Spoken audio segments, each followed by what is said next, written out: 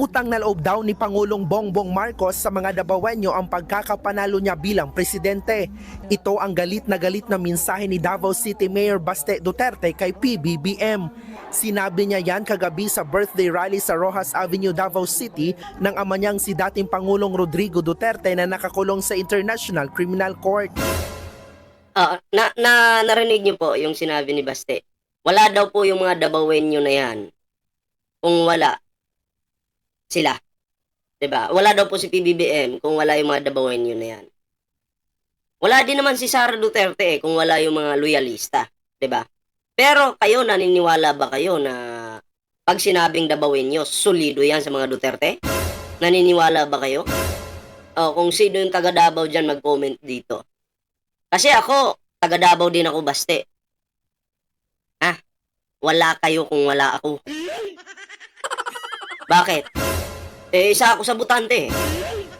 'Di ba? Wala kayo kung wala ako. Wag mong idadamay na parang gusto mong sabihin na lang na wala ang mga Marcos kung wala ang lahat ng mga Dabawenyo. Mga tao dito sa Davao. 'Di ba? Wala kayo. Tandaan nyo, wala kayo kung wala kami. 'Di ba? Hindi mo pwedeng sabihin na lahat ng taga Davao sa'yo yan. Galit na galit kay Pangulong Bongbong Marcos si Baste. Nagwawala sa kalsada, sa stage. 'Di ba? Oo. And then, ito po yung bibigyan natin ng reaksyon ngayon, mga pre. Pero syempre, bago po tayo tuloy-tuloy sa ating reaksyon ngayon, ayan meron po tayong Facebook page. Yan, Ballpoint Man 2.0.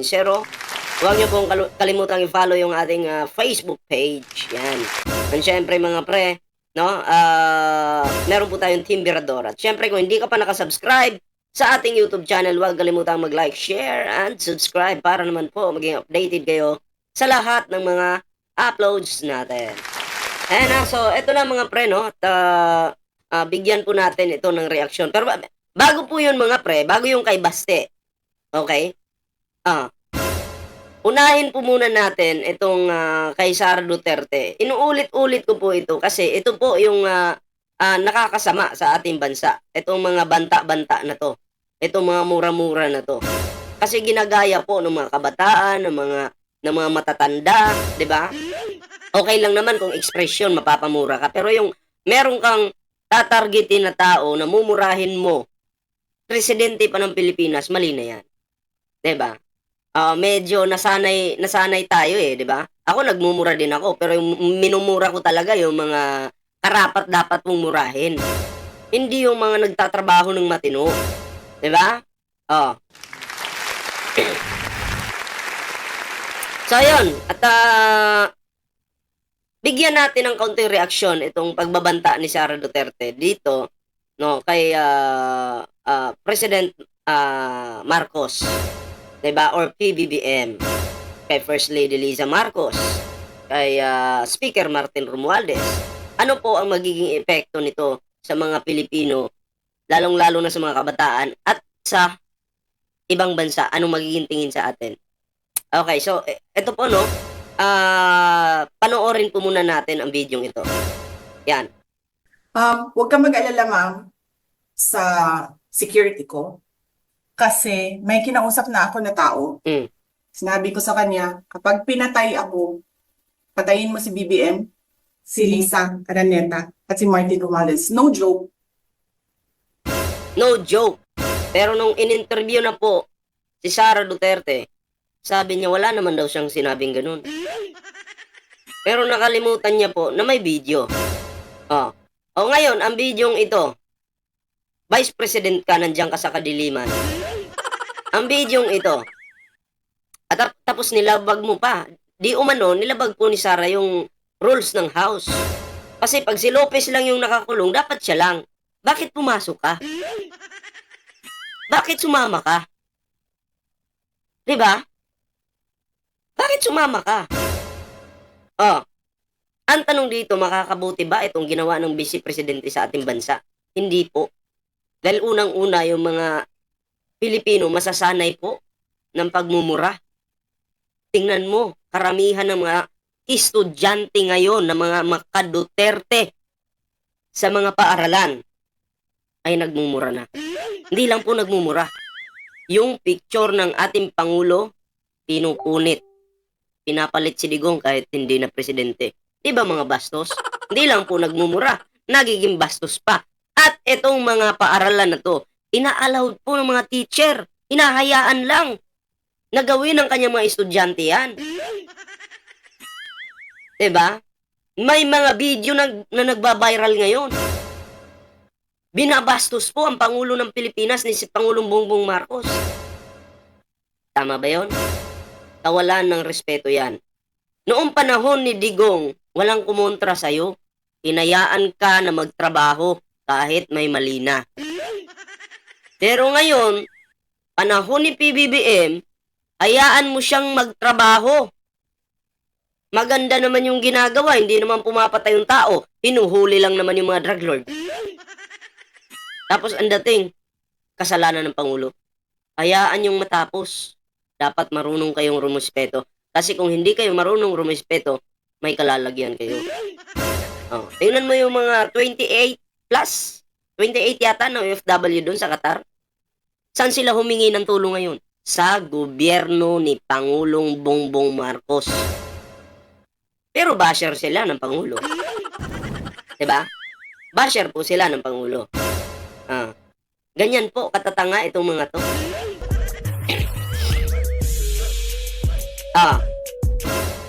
Tuloy natin. No joke. Nagbilin na ako, ma'am.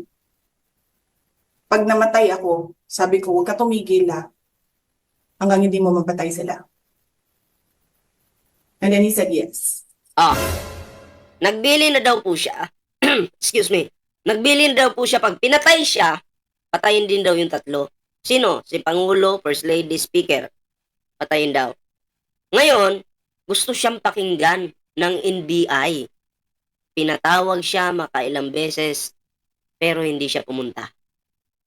Kasi gustong marinig yung panig niya. Kung totoo ba talaga yung banta na yun at kailangan mong magdala ng ebidensya. Hindi po pumunta si Sara Duterte. Bakit? Wala pong ebidensya eh. Pag tinanong ka ng NBI, sino nagbanta sa'yo? Wala kang may papakita. Hindi ka naman pwedeng gumawa-gawa ng kwento doon. Madadamage ka. Diba? KO! Yan yung napala ni Sara Duterte ngayon. Nagkaletse-letse yung kanilang pamilya. Bakit? Dahil sa kanilang larong madumi. KO! Diba? Ngayon, anong magiging tingin sa atin ng ibang lahi? Anong magiging tingin sa atin ng mga negosyante? Ay, hindi na ako papasok dyan sa Pilipinas. Sira ulo pala itong Vice President. Mahirap magnegosyo pag merong sira ulong Vice President. Tapos, ang magiging tingin sa atin ng ibang lahi, mababa lang. Kasi ganyan lang pala kaliit yung level ng utak ng ating Vice Presidente. Kasi bakit?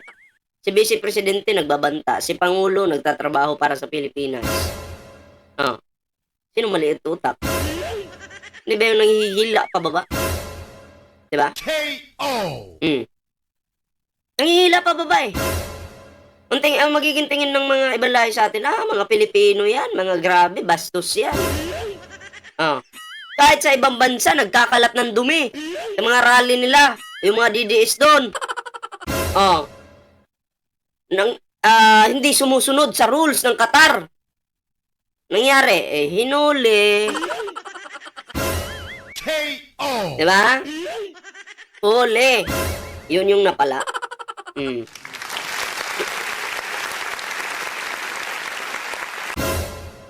Ngayon mga pre, bigyan natin ng reaksyon itong galit. Galit na galit po si Baste.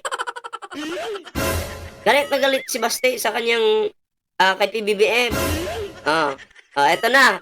Panoorin po natin yung video. Sa ibang balita, muling binanata ni Davao City Mayor Baste Duterte si Pangulong Bongbong Marcos sa ginawang birthday rally para sa ama niyang si dating Pangulong Rodrigo Duterte.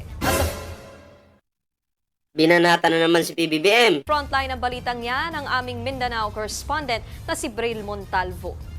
Binanata na naman po si BBBM. Hindi naman siya yung nagpakulong. Ba't hindi si Trillanes yung banatan mo? Eh siya naman talaga yung nag-file ng kaso sa ICC laban sa tatay mo. Hindi mo kaya si Trillanes. KO. Kasi si Trillanes umaatake. Si PBBM, kala mo weak leader. Pero tingnan mo anong nangyari sa inyo. Dapat po, panagutin din po itong si Baste sa war on drugs niya sa Davao kasi may binitawan itong salita sa isang interview. Papatayin daw niya. Yung magkakalat ng droga doon. Ikaw ba hindi ka gumagamit, Baste? Tanong ko lang. Papatayin daw niya, din kinabukasan may patay na, 7? I think 7 yata yun. Nung in-interview ulit, wala daw siyang kinalaman, wala naman daw siyang inutos. Pero may in-announce siya. May babala siya. Oh, KO. diba? Grabe. Tuloy. Marcos! Tanawa ni! Wala ka di ako! Wala sila! Tingnan mo daw yung nandyan sa harapan ni Baste. Wala daw sila. Wala daw si PBBM. Wala sila. Wala naman yatang... Ilan libo lang ba yung nasa harapan mo? Wala namang milyon yan. Oh. Tila utang na loob O yan. Estimate natin 10,000 sila dyan. Estimate. Oh. Yan ba I think yung mga yan, never pumuto yan sa mga Marcos. Yung mga nandyan ngayon. Oo, baka nga si Sara Duterte lang binuto niyan Pero ang mga loyalista, naawa kay Sara. Binuto si Sara. Dahil bakit? Siya ang lumapit kay Pangulong Bongbong Marcos at nagmakaawa. BBM. Siya yung nagkwento sa stage Sabi niya, BBM, pwede ba akong kunin na vice-presidente mo? Tutulong ako. Tumulong ba? KO. daw ni Tila utang na loob daw ni Pangulong Bongbong Marcos sa mga Davaoenyo ang pagkakapanalo niya bilang presidente. Ito ang galit na mensahe ni Davao City Mayor Baste Duterte kay PBBM. Naging utang na loob ba tuloy? Si Sara yung lumapit tapos ang may utang na loob, si PBBM. KO. Bangag noon, bangag pa rin ngayon si Baste. Sinabi niya yan kagabi sa birthday rally sa Rojas Avenue, Davao City ng ama niyang si dating Pangulong Rodrigo Duterte na nakakulong sa International Criminal Court. Matatanda ang running mate ni PBBM si Vice President Sara Duterte noong 2022 national elections. Naging emosyonal din si Mayor Baste dahil ito raw ang unang beses na hindi niya nakasama ang ama niya sa kanyang kaarawan. Huwag ka na maging emosyonal. May pangalawa pa, may pangatlo, may pangapat, may panlima hanggang sunod-sunod na yan. Dapat Basti masanay ka na. Kasi yung ama mo, pinagbabayaran niya ngayon yung kasalanan niya. 'Di ba? Sa mga pinagpapatay niya ng pamilya niyo. 'Di ba? Yung mga war on drugs niyo sa Davao, sa buong Pilipinas. Pinagbabayaran ngayon ng tatay mo. Kung noon happy kayo, magtiis muna kayo ngayon. 'Di ba? Isipin mo Basti yung mga taong namatayan, yung mga taong inosente. Isipin mo Baste, nagpupulburon ka rin. Yung mga pinatay nagpupulburon rin. Unfair naman na buhay ka pa, sila patay na. Unfair naman. Kaya huwag ka nang dyan, magwawawala. Tama na yan. Sabi nga ng tatay mo, I hate drugs. No. Bakit? Buhay ka pa Baste. Buhay pa yung tatay mo.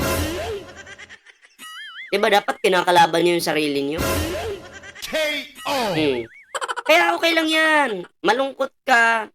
Normal lang yan sa buhay. Masanay ka na. Tuloy-tuloy na yan. Himingaw, yung gusto kong papas, tinuod lang.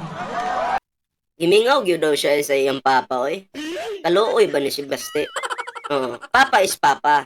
Okay? Normal lang yan na mingawon ka. Mamiss mo yung papa mo. Okay? Pero wala Ganun talagang buhay. Pag may nagawa kang kasalanan, kailangan mong pagbayaran yan. 'Di ba? Ganon. Masaya ka ngayon, bukas, iiyak ka. Nasa Bible yan. Noon, masaya si Digong. Ngayon, nasan siya pinulot? Dinala siya ng ICC. Ngayon, kung na-miss mo yung tatay mo, normal lang yan. Sabi ko nga, masanay ka na. Kasi pag usaping ICC, hindi basta-basta yan.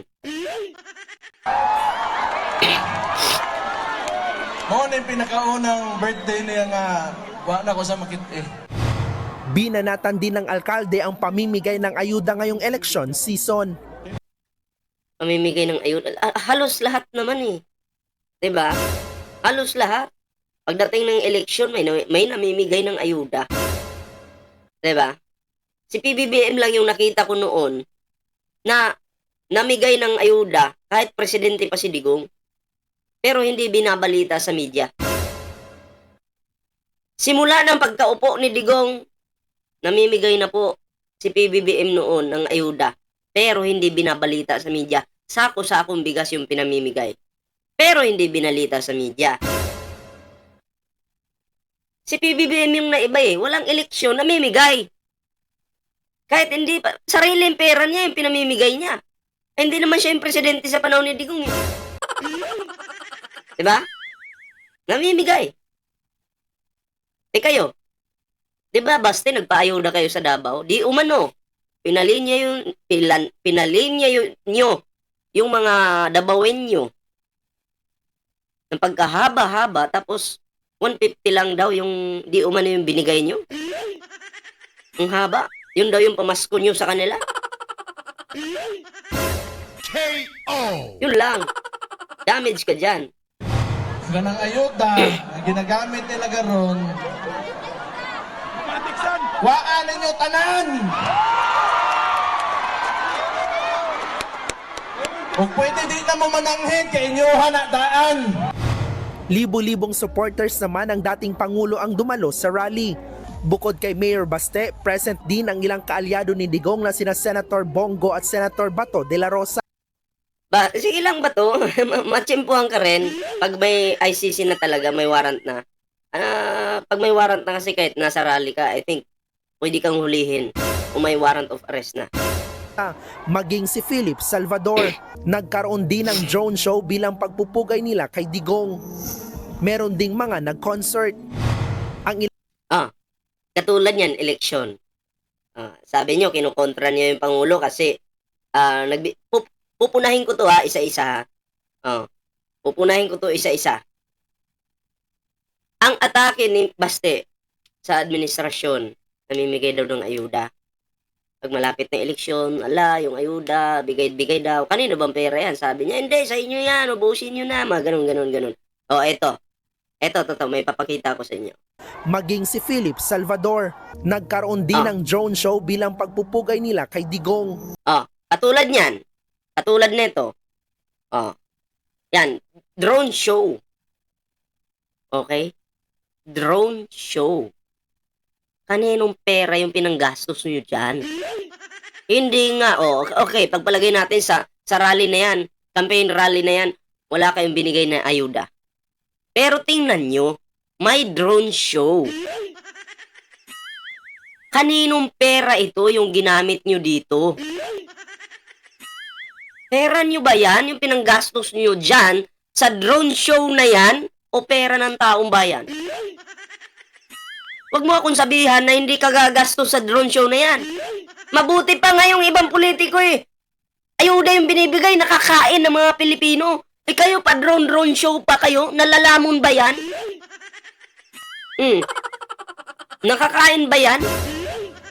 KO. Alin pipiliin nyo? Ayuda o drone show? Sige. Pareho naman yan eh. Yung ayuda, pera ng taong bayan. Drone show, pera din ng taong bayan yan. Ang galing mo, Baste. Kalaban nyo yung ayuda, pero may mga... Eto pa yung kasunod. Meron ding mga nag-concert. Yung concert na yan, kaninong pera yung pinambabayad nyo sa taong ito? Pera ba ng taong bayan? O pera nyo? Matik yan, pera ng taong bayan. KO. 'Di ba? Pa-concert pa kayo? 'Di ba? Hindi nyo naman pera yung ginagamit diyan. KO. Nga kayo ngayon. Buti pa. Alin ang gusto nyo? Concert o ayuda? Yung concert, mabubusog ba kayo niyan? Okay lang magpa-concert kung sarili mong pera. Pero kung pera ng taong bayan, abay mas mabuti pang ayuda na lang. Diba? Ang ilang poste sa gilid ng kalsada may nakakabit na mga pulang laso na may nakalagay na Bring Duterte Home. Yung mga pulang yan na kinabit sa mga poste, pera nyo ba yung pinambilin yan? Prentan yan? Pera nyo ba o pera ng taong bayan? Kung yung pinambilin nyo sa mga ganyang dinidikit nyo sa poste, kung binilin nyo ng ayuda, pinamigay nyo sa mga dabawin nyo, mas maganda pa sana, busog pa sila. O yan, nagkalat lang kayo dyan, oh. Hindi naman ginagawa ng administrasyon yan. Yung magsayang ng pera ng taong bayan. Pero kayo, yung mga pulang nasa gilid na yan, pera namin yan. Home. Higit 2,000 uniform personnel naman ang ipinakalat sa lungsod para sa seguridad. Sa huli, pinasalamatan ng pamilya Duterte ang kanilang mga tao na walang sawang sumusuporta sa kanilang pamilya. Nagbabalita mula sa Ayan sinabi ko na sa inyo, pinapapili ko kayo. Anong gusto nyo? Ayuda o yung mga etsabuela kahan dyan sa gilid-gilid? Alam nyo, ang daming gutom na Pilipino. Mas pagbaba kung sa panahon ni Pinoy may mas maraming gutom na Pilipino, pag upo ni Digong dumami po yung gutom ng mga Pilipino. Bakit? Marami pong nawalan ng trabaho. EBS nga pinatanggalan ng prangkisa. Libo-libo yung nagtatrabaho diyan. May mga anak, pamilya yung mga yan. Pero walang paki si Digong diyan basta tinanggalan ng prangkisa. Kaya ang daming mga Pilipino yung nagutom sa panahon niya. Bago po ni PBBM, inayos yung bansa. Pero dahil kumbaga inggit si Digong, ginugulo niya yung ginagawa ng Pangulo. Kasi wala na nahihigitan na po si Digong eh. Si Digong, level 1 pa lang. Si PBBM nasa level 500 na. Ano na yan? So, yun mga pre, no? Bigyan po natin din ng reaksyon itong kay future Mayor Trillanes. Grabe, lakas ni Trillanes sa Caloocan ngayon mga pre. Ito, panoorin natin to.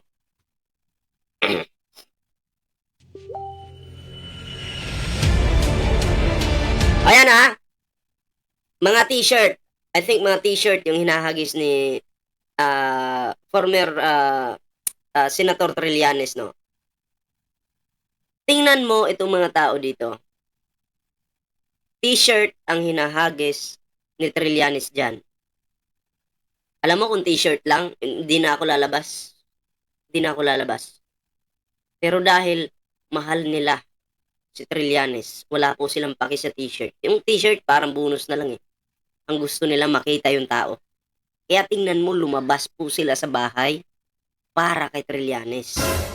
Ganun po kalakas si Trillanes. Diba? Tuloy natin. Ayan kumakaway pa si nanay gumaganon pa Ibig sabihin, mahal na mahal po nila si Trillanes sa Caloocan.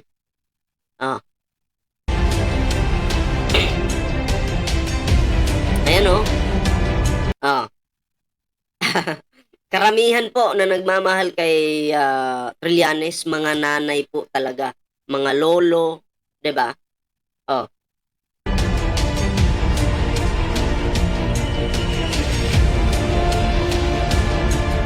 Dami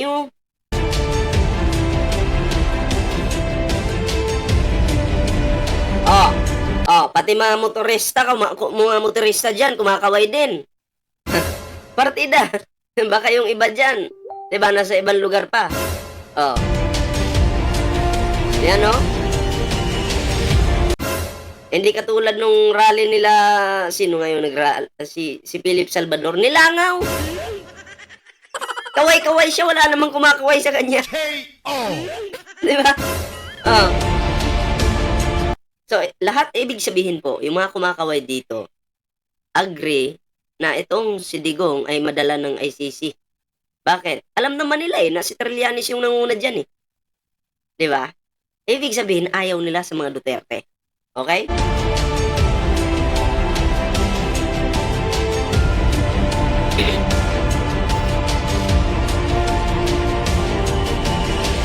Oh, pati mga tricycle, oh. Oh, saan ka pa?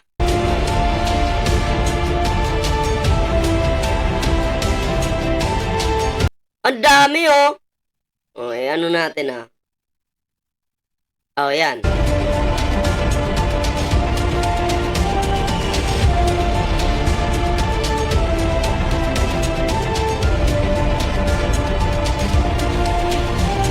Grabe, tuwan-tuwa sila, oh. Pati mga kabataan, oh. Di ba? Oh, walang along malapitan nyo. Ganun na yan. Di mananalo yan. Oh. Grabe, oh. Oh, mga bata, kung titingnan natin dito, nakaano sila, nakasmile. Oh, di ba? Sila nanay. May poster ni Kibuloy sa gilid. Sino kayo nagdikit niyan? Naku po. Ayan, oh, si Kibuloy. Nakita niyo to?